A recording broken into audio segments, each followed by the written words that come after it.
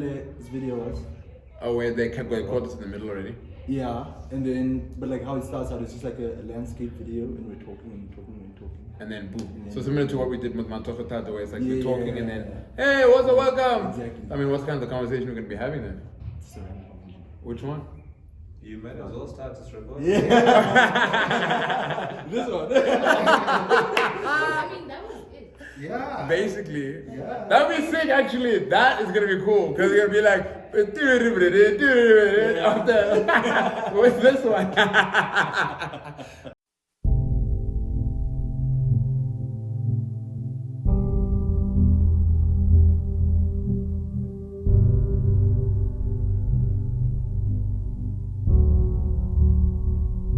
We are a missionary-minded church with a God-given mandate to proclaim the message of the restoration to all the world.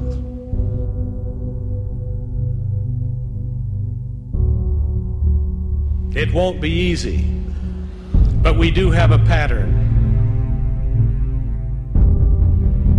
We have the pattern of that wonderful missionary Alma, who said, "This is my glory, that I might be an instrument in the hands of God, to bring some soul to repentance. And this is my joy."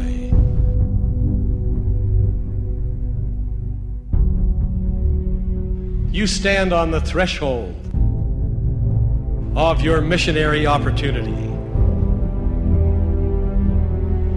Missionaries are not salesmen with wares to peddle. They are servants of the Most High God, with testimonies to bear, with truths to teach, and souls to save. The work is difficult. It is demanding.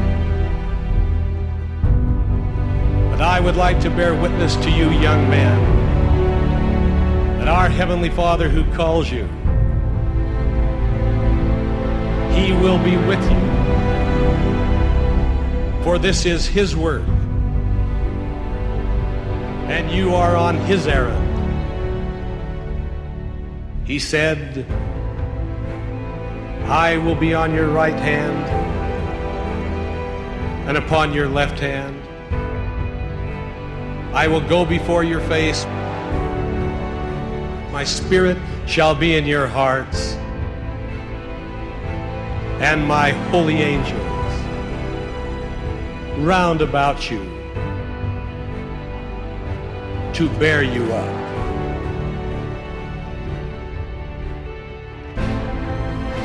And ye shall go forth in the power of my Spirit, preaching my gospel two by two, lifting up your voices as with the sound of a trumpet, and declaring my word like unto angels of God.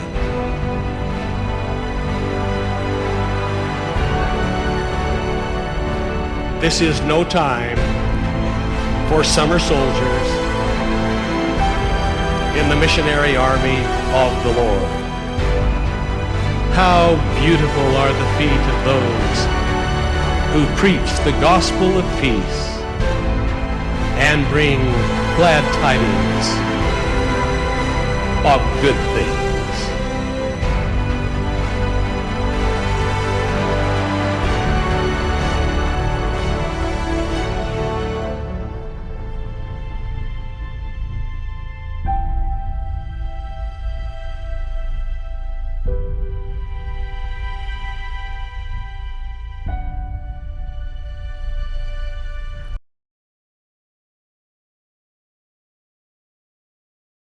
Okay, ready? Are you welcoming me or me? You can do it. You can do it. Okay, sweet. Wait. Yeah. Alright. Sweet. Welcome everybody. It's myself, Jeremy Chagadama, and I'm blessed with my beloved co-host, Maum Chobile. You are viewing us live in the city of Johannesburg, the city of gold, Egoli, Josie, whatever you can come up with, whatever name you know it as. We are a Debonite and a Cape Townite set up here. Georgites. Yeah, Georgites. Forever, I can't remember my roots. But yeah. Close enough. Yeah. Well, everyone, welcome. We are about to get started with a brand new season of Beyond the Black Tag. It's a season because we're starting afresh in a different way. We're moving away from the technological difficulties of Zoom and going on to the technical difficulties of a camera. Yeah. So this is a little bit more scary. Yeah. And it's been difficult, I mean, because it's the first time we have done it this way. Facts. So we encountered challenges we did not anticipate, but it has been fun, right? It has. It's been very, very fun. I mean, I've enjoyed it.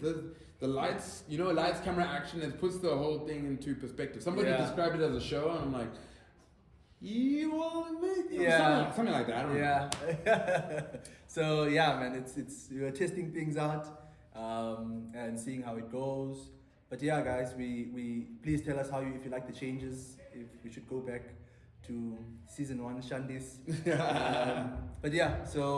But why Joburg? Why this trip? Why did we do this? You see, now that's a question I cannot even answer for you because I'm here. It's just I think Joburg was a good place to start, as we know a lot of people on the other side. You served here, I served here. It was a little bit of a trip down memory lane for the both of us. Yeah.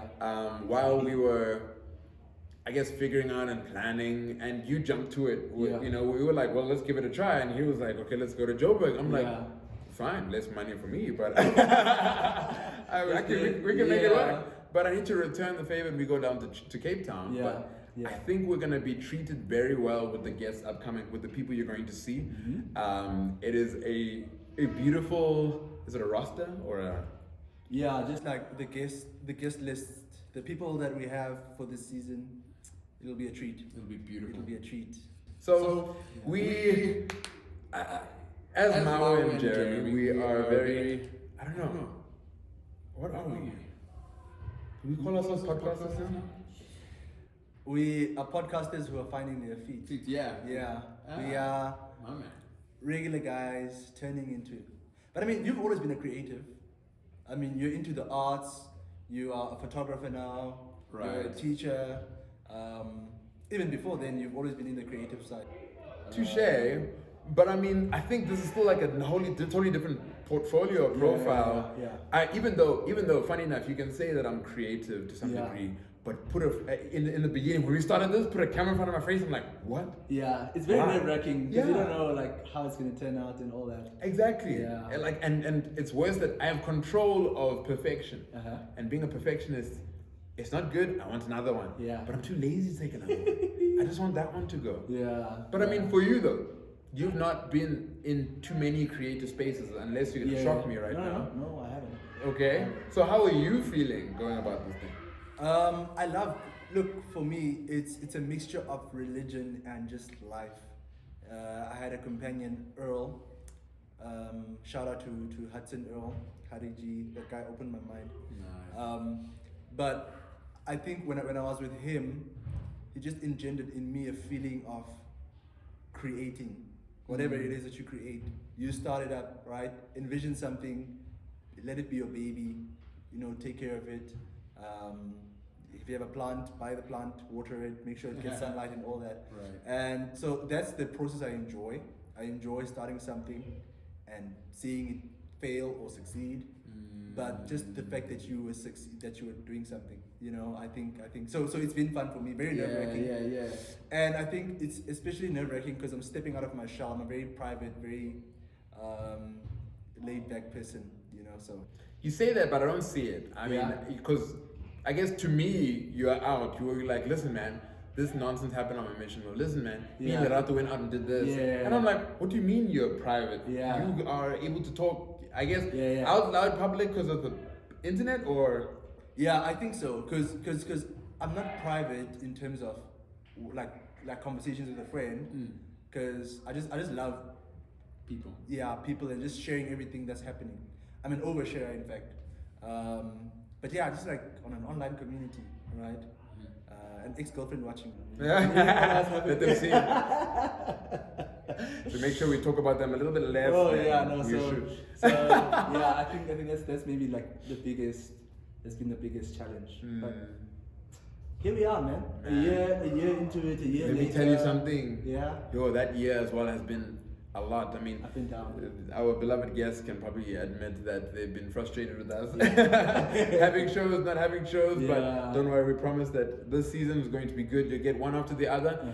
And that's the other thing, is we're going to do this, it's going to be a seasonal thing. Yeah. Where you'll get your set of episodes going at a couple of weeks, and then there will be a break in between, giving us opportunity to get ready and prepare for the next season. Yes, absolutely. And we're doing it city by city. Like we said, we started in Joburg, City of Gold. The next trip is, okay, maybe we shouldn't tell you. Should we tell them? No.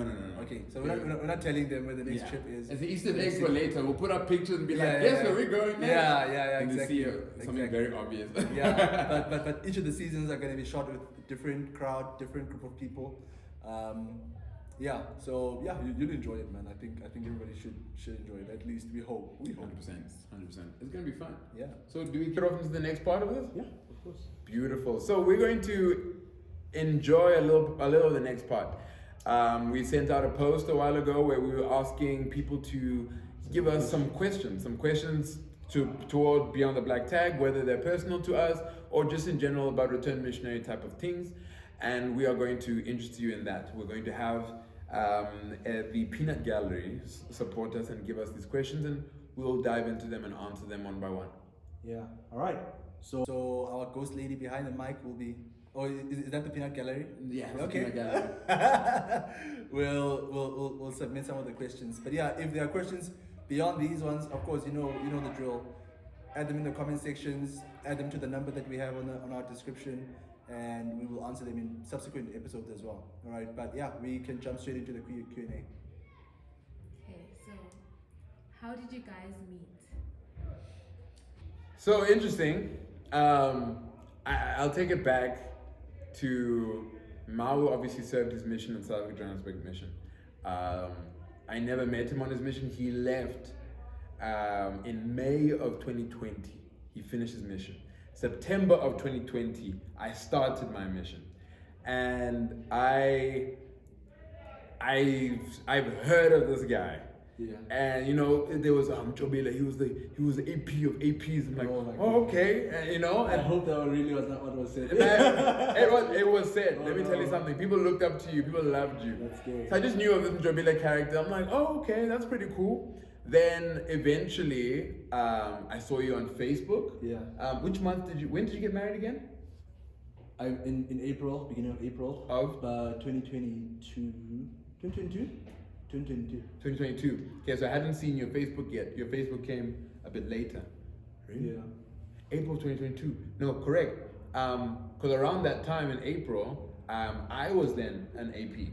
And I then found you on Facebook because I was friends with your wife, and you were getting married or about to, and people were coming to Durban to go to the temple. Yeah. So I saw you on Facebook. I'm like, okay, friend. Yes, sir. I'll start there. And then after I was from being an assistant, I moved into the Joburg area, and that's when the YSA branch just started. At the day the building was announced, or the building had the first open day, I was there as a missionary serving in the ward. And so before that also I saw the cup. You have a cup in the AP's room that has, I'm like, oh, so this is what this guy looks like. Jumped into the YSA branch, and I didn't know what to expect with the YSA. We're enjoying ourselves, we're enjoying the space together. And then this guy shows up, and I'm like, I thought he was in Cape Town. I've seen him before. A little bit scared. I'm like, should I talk to him? But he was open and free to just come and talk to us. So he came and talked to us as the missionaries. At the time, it was Elder Kaivara, a legend as well. And we just, got to enjoy the space. He was there for like 2 or 3 days because of exams. Well, I was there for a couple of days. Really? I don't know how long I was there, but it was because it was exam season. Right. That I was there. So I was just coming to write my exams here in Vets. Yeah. You see now. Yeah, So yeah. you just showed up. Yeah. And I was like, okay, cool, let's talk to him. And we enjoyed the food together because the brethren do this thing where they go to Yamampel and get a Yes. whole thing of chips. Yes. Put it there. We showed up. We're jumping in. We'll be there. And we sat, we talked, enjoyed each other's Yeah. company. And that's where we met physically and got to see and say hi to each other. Yeah. But didn't think we would get this far. Yeah, right. To end up at this point. Right. You could never tell me that at that point I was like, I'm going to have a We do podcast it. with this Yeah, guy. yeah, No, yeah. never. Again, it's It's just like this thing of things come together as they come. You don't write the script to 100%. life. You don't write the script. It just writes itself. It just happens. Yeah, and I mean I remember when you and Kayavara were there. I just loved your energy. Very fun guy, very funny. Made things happen, and I could tell why you were a Joburg missionary, because Joburg missionaries are sent to work with young adults, all right, and so there is just something about them. Yeah. So I was like, okay, I see it. Yeah, but again, the reason I hit you up. So now Right. speaking about how we started the podcast. Was I saw something you had posted online, and you were just doing Instagram lives. I was like, I like this guy. I think I want to collaborate with him because he's got energy that I don't have, and he's got just a presence that I cannot match. And he's gonna balance out some of the things that I really want to talk about. And contacted you, said, hey, let's collaborate on this thing that would like to do, talk about returned missionaries, and you were down. 100%. I And didn't think twice. You know what I mean? And one of our worries though when we started it was the fact that we do not have any equipment, we do not have any expertise, we have nothing. True. Yeah, and so we were like, do we start with what we have and it could potentially look not nice, or do we wait until things are perfect? And we're like, no, let's start. Let's get it going. Let's start. Hence season 1 and now season 2. We started. We started and now we're here. And the craziest part of that is, you mentioned this later on, we're both perfectionists. Yeah. And it was just that week when you contacted me where I was going through my own things and learning and figuring myself out and trying to get back into social media more. To which I had read something or either heard or read something that said, don't wait for it to be perfect, just start. So when you came and like, let's do it, and you said to me, we were talking and you were saying, well, I want this to be like this and like this and like this. I'm like, well, we don't have it. Yeah. And I wanted to, but we gotta go. Yeah. Because if we don't start, it'll never happen. Yeah. And so I was like, do I have permission to start to put the YouTube thing? He was like, yeah, go for it. So we put in ideas, put everything together, started the YouTube channel, and once it was started, I was like, well, we're too far gone now. Yeah. We'd rather just continue. I mean, so it was good. Yeah. And we're happy, man. So I guess that answers the question, but also goes into a little bit of how the channel. True. So it's a 2-in-1 question. Yeah. What weaknesses do RMs experience when they get home? I think, first of all, returned missionaries are normal human beings.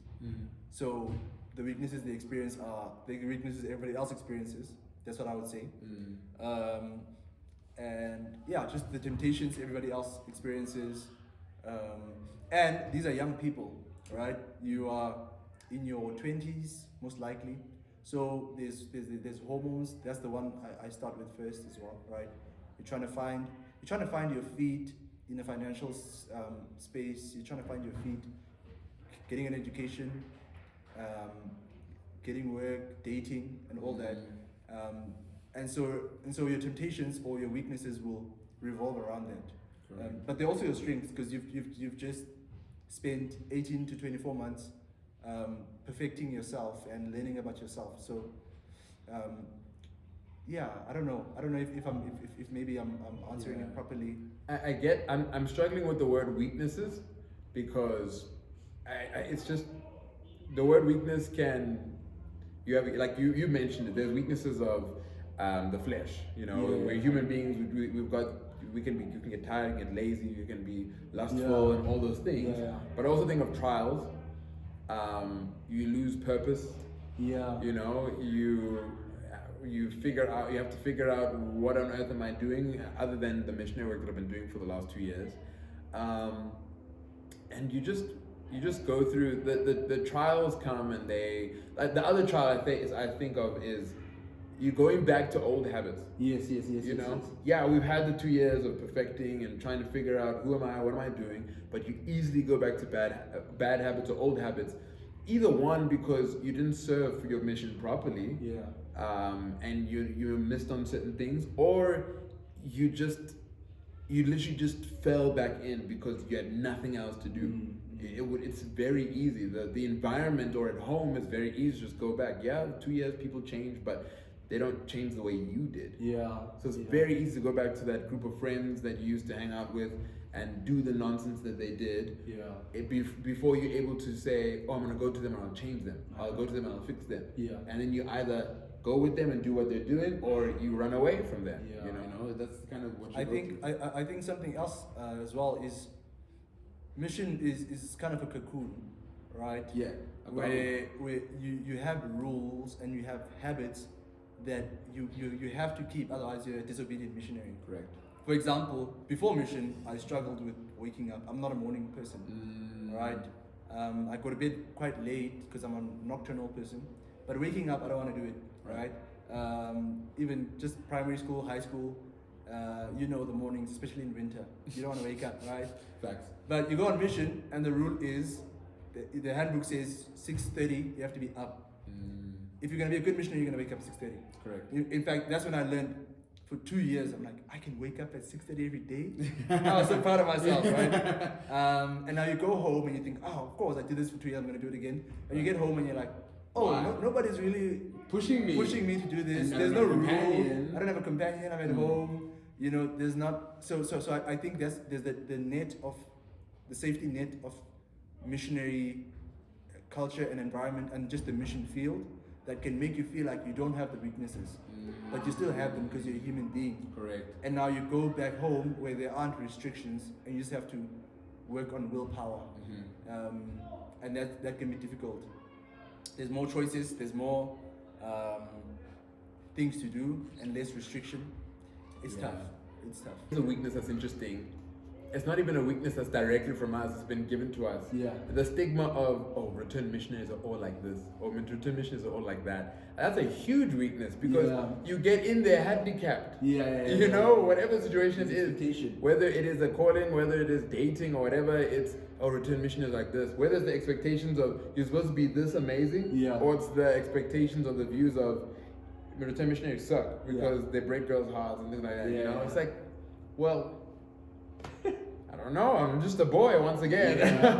Yes, a boy turned man through an experience like that, but or woman, or girl turned woman. Or girl turned woman, but at the end of the day, still the flesh is weak. Yeah. So guys, please be not hard on return missionaries. They're just human like you. They've got their weaknesses. They're trying to be good boys and girls. Yeah. As much as they can. Yeah. What is PMD and how can I deal with it? Jeremy, that's your so, field. Man, listen, oh my gosh. So, PMD, post-mission depression. We spoke to somebody who was studying, not doctor, studying health, medical health and stuff like that. We're like, please add that to your books. Yes. Because post-mission depression is a real thing. Of course, it's depression that comes from your mission. And that comes in many ways, in different ways. For myself, it came where, because I had all these ideas and things that I wanted to do, I ended up doing nothing at all. We get that in normal depression. When people normally are depressed, they just do nothing. They shut down and do nothing. When people are anxious, they can shut down and do nothing. So it's the same thing on that post-mission depression. I'm so used to being up every day from 6:30 until 10:30, and now I need to choose and make my own schedule. That can be something that's very hard to deal with, an adjustment to that kind. I'm somebody who loves change, loves adjusting, but that was immense. It was huge coming back to the environment that I had. So post-mission depression is a real thing. It's something that we should all look for, something we should all be aware of. Whether you're a missionary currently serving, a prospective missionary to serve, or a returned missionary, understand that it's a real thing. That and don't be hard on yourself once again, thinking that I'm doing nothing, I'm not getting any better, I'm just stuck for 6 months, I've never grown. No, you're suffering from something. You're potentially suffering from something. And there's no diagnosis for it except for post-mission depression. You've gone through an experience that is so deep that religiously you've gotten into something. You've made a huge decision for yourself. So don't be hard on yourself for figuring out and finding out how to do this in the real world. Yeah. That's where the toughness is. Yeah. It's the real world. It's you, this returned missionary, popping this bubble and saying, I'm out of mission, and all the demons and the devils, they'll come. Yeah. And now we have to deal with, how am I going to fight them? I might not be equipped, but I got to fight. We got to go for it, and that's kind of what goes on with that. Yeah. That's how I feel about it. Yeah, I feel like for me, it didn't hit me immediately. I think mine maybe came gradually, almost imperceptibly. Okay. And I think one form of it is also not being able to let go of your mission. Right. You just want the same feeling you had when being in a person's home, feeling the spirit, seeing them receive what you're giving, the sense of purpose, the sense of being wanted. But I think there was a couple of things on my end where my eyes felt like they were opened to the world. You meet all sorts of people. You meet the richest of the rich. You meet the poorest of the poor. Right. You meet people who are just finding their lives, and those who are struggling with just any decision in their lives. And there can come a sense of injustice for those who are struggling, and not because of anything that they've chosen, but that's just what life, the cards that life dealt them. 100%. And so you can't come back with this thing of there's so much unfairness in the world. It's almost like the movie The Matrix. Where you just see, it's almost as if this world is built by people who are pulling the strings somewhere. And you're like, okay, but now I kind of wish I did not have the knowledge I have. I kind of wish So that I can I make a stayed different ignorant. decision. Yeah, because now you have all this information and knowledge, and you're frustrated because you don't know how to address it or how to go about it. How do I turn Hillbro into Santon? How do you just help people? Mountain to a molehill. You know what I mean? So I think that's what it was for me, and especially when I got home, my family was not the same. It was not the same family that I'd left, and that was difficult. But at first, when I got home, I was like, no, I'm a missionary. I'm going to change everything. I'm going to help them. And then you realize over time that no, people have their own decisions that they make. You can be the best you can be. Agency still exists. Agency still exists, right? And you just have to accept and love people. So I think that's where it stemmed from me, is not being able to change the world the way that you thought you would be able to do. Here's two things. There's a friend of mine, and then there's a quote. The friend of mine told me, I think I have mentioned this in one of the episodes, but it's too much of, it's something I understand way too deeply for me not to say it again, where she said, I came home, and I was on my mission, and I had the power and authority to bring families together, but I came home and struggled to keep mine together. And that, you're going into a situation or environment that is not conducive to the perfect returned missionary life. There's no such thing as a perfect returned missionary life. We can draw it up on a table and say that this is what a returned missionary is supposed to do. They come home, they date, they get education, they get married, they have kids, then they die. Perfect returned missionary life with no bumps or bruises in the middle. But unfortunately, there's plenty of bumps and bruises to go around. The other one was a quote based on what you had said, that we when you said we're choosing to do what? We're choosing to, if only I could go without the information that I had, so I can make different choices. I can be more in the world, but I can't because I've made such a decision because of my testimony. This quote that says, it's a funny reel actually on Instagram that says, the day I see all these people that are doing all these illegal things and getting money, but I know the day that I do it, the Lord will make an example of me. Like you just can't just, because you know so much. And unfortunately, and I do this thing, I'm someone who believes in karma to some degree, or manifesting, when you speak something into existence, where there's certain things I will not say because I do not want to bring it up. You know, I know the other night we talked about being robbed and things like that, and I'm somebody who is like, I want to say, oh no, I've never been robbed either, but I don't want to get out the gate and then he meets me here as like, I heard you said something. You know, I don't want to be met at the door with that. You know, so that same thing, and it's just just be good, just be nice to yourself, please. Sure. Yeah, guys, be kind to yourselves. How are you guys doing in your personal lives? Okay. Yeah. I'll go first. I'll go first. I think I could be better. I feel like I'm burnt out most of the time. I think the life that I envision and what I want to do, I feel like it's a bit more difficult to get there. Sometimes I feel like time is running out to get done all the things that I'm conjuring up in my brain, so I feel like I live either in the past or in the future, but never in the present, and therefore that can kind of it can kind of mess with me. So yeah, I could be doing better. I feel like I could be doing better. So yeah, if there's a therapist out there who is very cheap, we need to have a chat. Yeah. That is a very wrapped question. Yeah. I think for the last 3 weeks, I've been saying to myself that I think I need a therapist. I know I've got problems. I know I've got things that I need to deal with. I know I've got people I might need to cut off, but I don't know how sometimes. I need somebody to talk to help me to open that. Yeah. I think it's been hard. I am undergoing a lot of change in my life as well right now. A lot of things and people changing around me very quickly too. Yeah.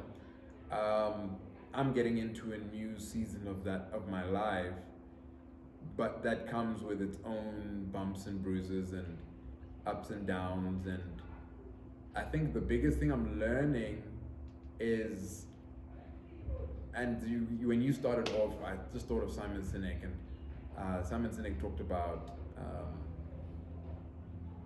sit with them in the mud. When you have a friend or somebody who is going through something, sit with them in the mud. We immediately want to fix people or solve, especially as men. We're logical. We don't want to see you struggling, but some people you just need to sit with them in the mud before you fix. They need to understand that you're there. And I think that can relate to Jeffrey R. Holland saying, people don't care how much you know until they know how much you care. And I think I'm somebody who tries to care a lot for people, but sometimes feel like I'm not cared for. And there's only very few people around me that do care for me. And I try to stick to them because I know I can hear them. But I'm still very open to hear other people's issues and problems and try to talk to them. And so for the last 3 weeks, I've just been on another mode of maybe I should stick to myself a little bit more.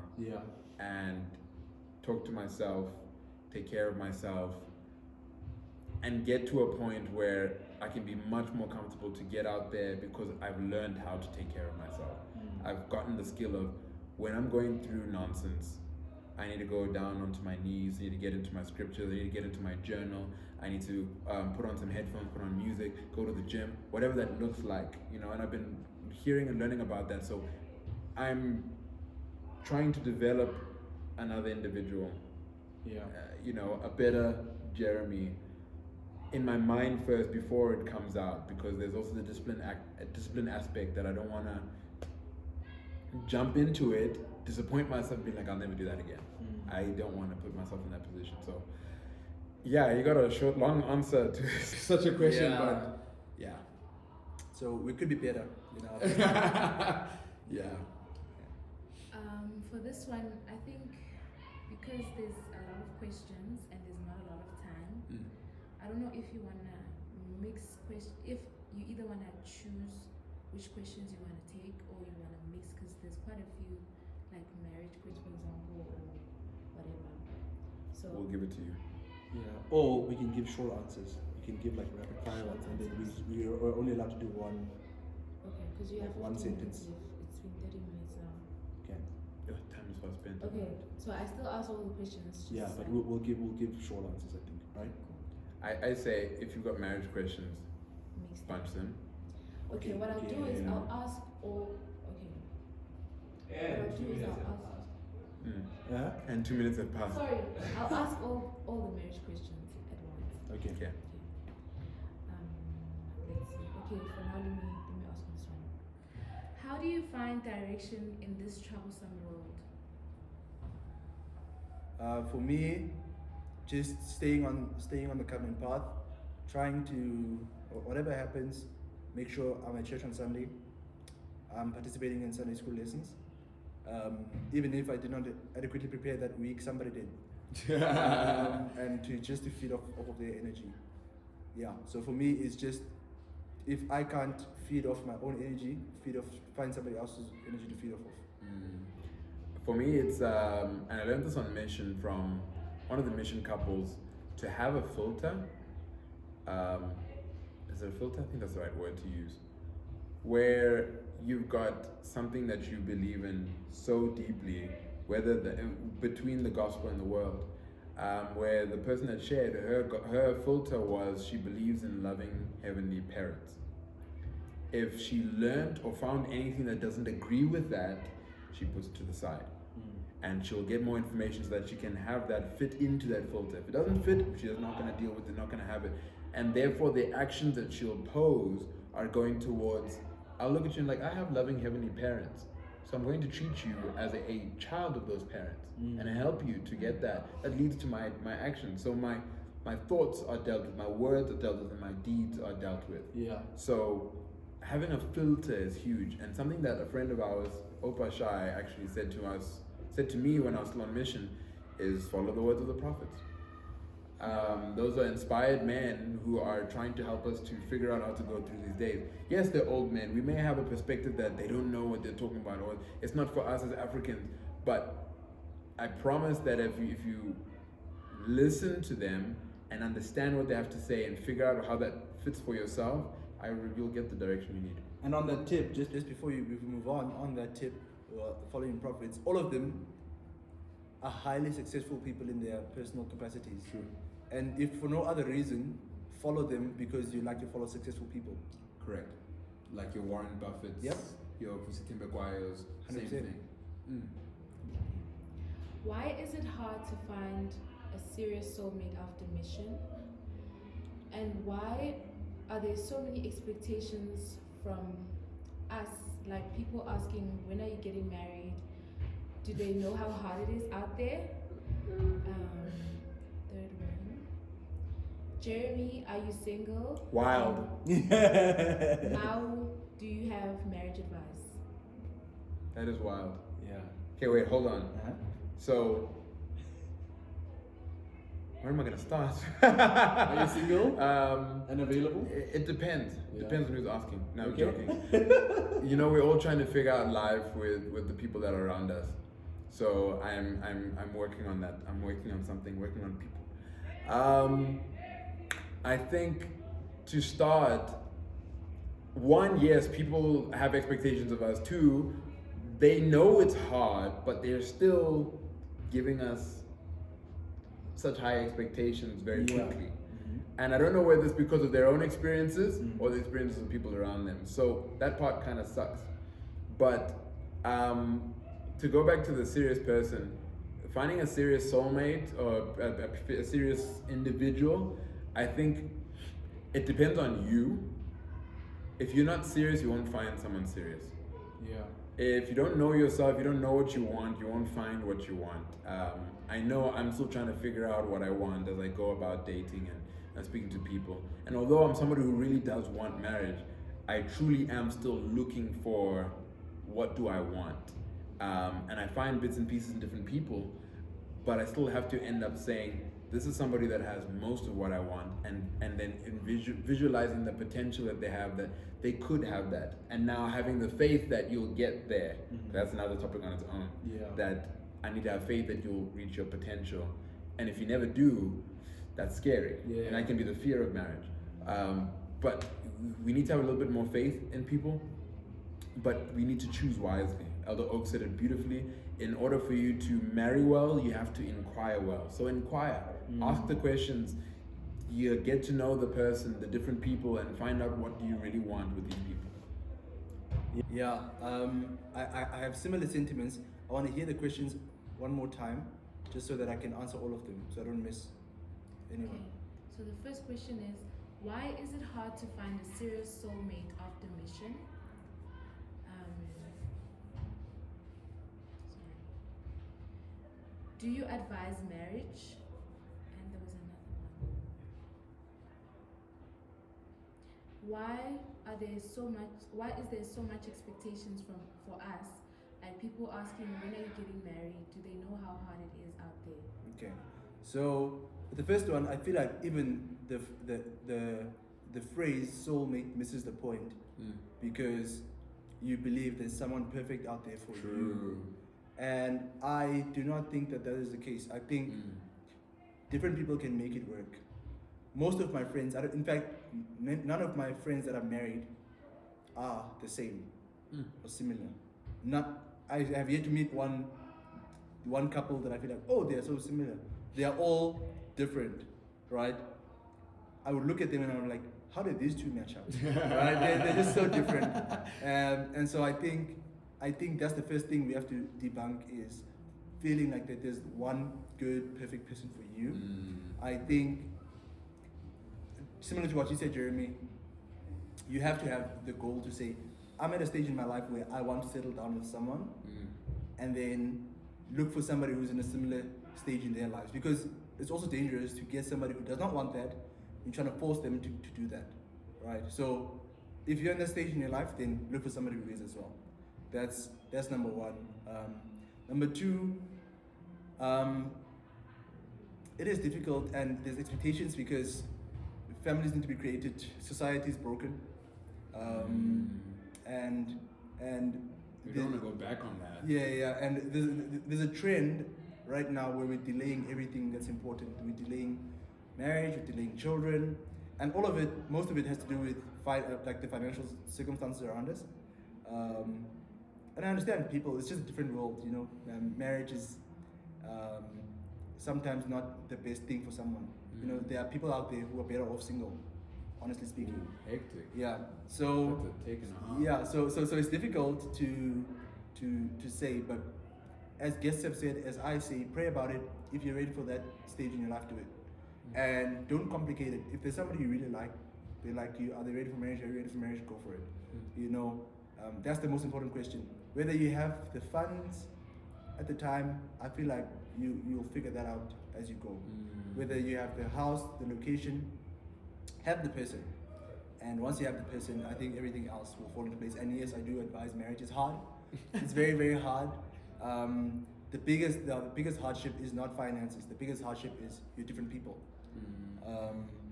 And so it's hard, but it's worth it. I must add, so that I can be in agreement with what you said, is that we do need to have a plan. We need to make sure that we've got a plan of action. We need to align our goals. If you want to get married, you need to prepare for marriage. Yeah. You can't decide, okay, I'm gonna get married now, I'll figure out education later. Yeah. It can't be like that. You need to have a plan. You need to figure out what is the next step, what am I going to do, so that you're working on your self-reliance, the spiritual and temporal goodness, you know, so that when the family comes, because you're doing it for them, your goal, I believe, should be doing it for a family. So if you are doing it for a family, then they'll come along the way. But there needs to be a plan that is going. If the plan fails, make another plan, we figure out. You know, life is not stop and start. It's, you know, you make a plan, it fails, next. Make a plan, it fails, next. Make a plan, it succeeds, we continue. We build on that plan, adjust, fails again, we continue. You know, we continue. Yeah. Did you guys have any doubts or concerns at any point regarding this project in this past first year? Yes. 100%. Yo, my doubt came when, very recent, when we had our little apostasy, the spiritual darkness, because we both were going through it. But I didn't know until I came to you and sent you a message saying, listen, Mau, I'm struggling. I'm having a hard time with life right now. You know, and because it had been a couple weeks since I had texted him. Kind of in my spirit was running away from it because I don't want to face Mao looking at me and being like, dog, you're letting me down. Yeah. You know? Yeah. So I was like, hey, let me just continue letting him down until I let him down enough. You know, that. you know? Yeah. But then I was like, I had a prompting that day that I was like, send a message because you're going through it and somebody needs to know. At least somebody who can hear you. Send a message to Mao, I'm like, I'm going through it, man. It's not happening. It's not going. And his response is what brought back that, hey man, we'll be okay. We're going to be right. Because his response was, man, I'm going through it too. But in him going through it, I found strength to say, I'm not alone now. We're both trying to put together this whole big project, being two, not only just boys, but human beings who have struggles. Yeah. You know, so I stopped, my doubt left after I sent that message, but my doubt was there just before. Yeah. And this project is bigger than us. 100%. You know, it's not It's about more than it's not us. about you and me. I mean, even at some point, if I can no longer do this or Jeremy can no longer do this, our hope is that Beyond the Black Tag continues what its purpose is, which is to ensure that we have a community of young people, not just returned missionaries, but young people who have a space to vent their frustrations with living the gospel in and trying to fit into the world, and just have help out there, you know, whatever form of help you're looking for, inspiration, just to have a platform to have your issues addressed. Yeah. And so because that's bigger than us, this will continue no matter what we're going through. True. So yes, we have had those doubts. We probably will still get lots of Yeah. glitches in the future, but don't worry guys, Beyond the Black Tag will not die anytime soon. It shall come to pass. Okay, so what is your biggest takeaway in the last year with the podcast? That we need a team. True. We need a team, we need a whole group of people to help with planning and execution. We've been overwhelmed a lot of times with the project because our lives intertwine with what we're doing and it can therefore interfere with what we're doing. So I think for me personally, the biggest takeaway has been try as quickly as possible to have people who help be in the background, so that it can come together nicely. I think that's one. Okay, and I guess a second one is people have a lot to share, right? We Sure. actually have so many people whose stories we have not yet heard. Again, as in every episode, we are always amazed with the guests that come through.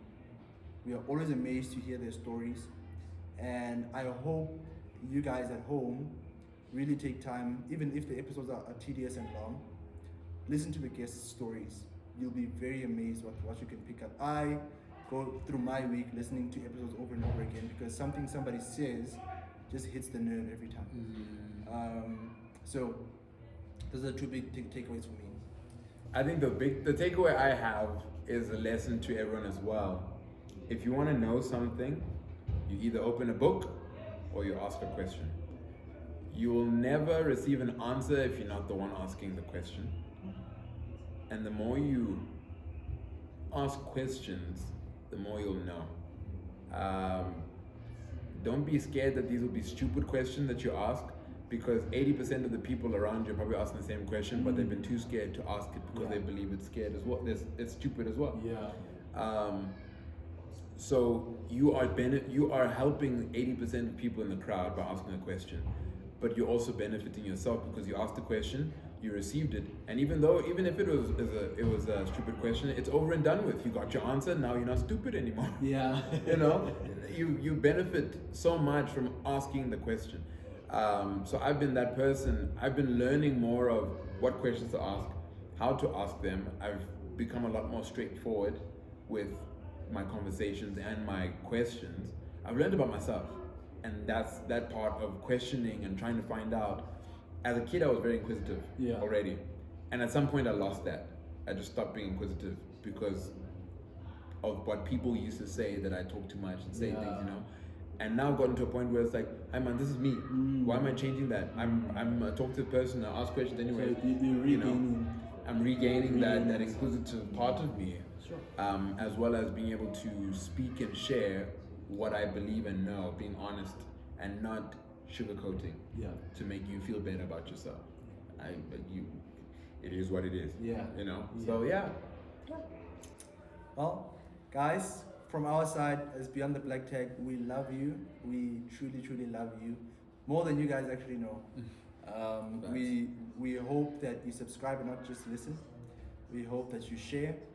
And we hope that you help us grow the channel so that other people can be helped out there. I mean, we've gotten so many comments. And there was a friend of ours recently who said that they've been going through something difficult in their lives and they tuned into one of our episodes. They didn't go to church that week and it really helped them. And that's very, very nice to hear, you know, when somebody says, thank you for doing this because, you know, I'm struggling in my life and your guys' platform is helping me. So please help us help other people more. There are many people who don't know about Beyond the Black Tag yet. But as you guys share, as you subscribe, as you comment, you know, we can have a bigger outreach out there. So please do that. And your love and light is what we need in order for the love and light of this show to get out to everyone. So we're absolutely grateful for what you have been able to give to us, and we are going to keep giving to you what you need. So tune in, the episodes are coming, be patient, but y'all will be good. So thank you from myself and Mao, that's Beyond the Black Tag, signing out.